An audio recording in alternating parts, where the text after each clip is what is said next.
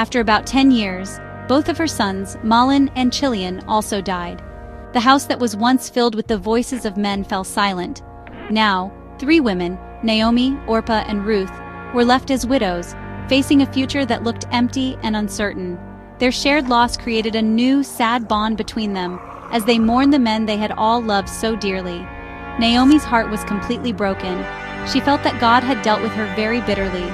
With no husband and no sons, she had no one to provide for her or protect her. In that ancient culture, a woman without a man was in a very difficult and vulnerable position. Naomi decided that she must return to her own people in Bethlehem, for she had heard that the famine there had ended. She turned to her 2 daughters-in-law, Orpah and Ruth, and urged them to go back to their own mothers' homes in Moab, where they might find new husbands and have a chance at a happy life again. Naomi's words were filled with both love and sorrow. She kissed them goodbye, and they all wept together. It was a moment of deep emotional pain. Orpah, with great sadness, listened to Naomi's practical advice. She kissed her mother-in-law one last time and began the journey back to her Moabite family. It was a sensible choice, the one that promised the most security. But Ruth did not move.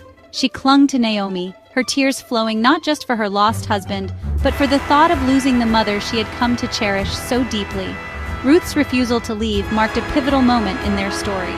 Naomi insisted again, telling Ruth to follow her sister-in-law. She explained that she had nothing left to offer her. No more sons to give as husbands, no land, and no future. But Ruth's loyalty was not based on what she could gain. It was a loyalty born of pure love and a steadfast commitment that went far beyond any cultural expectation or duty.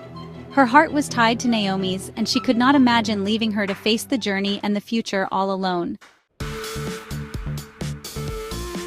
Faced with Naomi's pleas to leave, Ruth spoke some of the most famous words of loyalty ever recorded. She looked at her grieving mother-in-law and said, "Do not urge me to leave you or to return from following you. For where you go, I will go, and where you lodge, I will lodge. Your people shall be my people, and your God my God. Where you die, I will die, and there will I be buried." These words were more than a promise. They were a covenant, a deep and binding vow. Ruth was choosing to leave behind her country, her family, and her gods to embrace Naomi's life completely.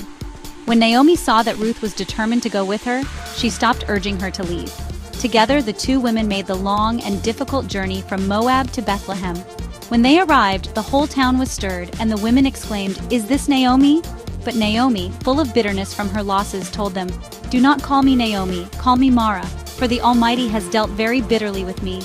She had left full, with a husband and 2 sons, and had returned empty.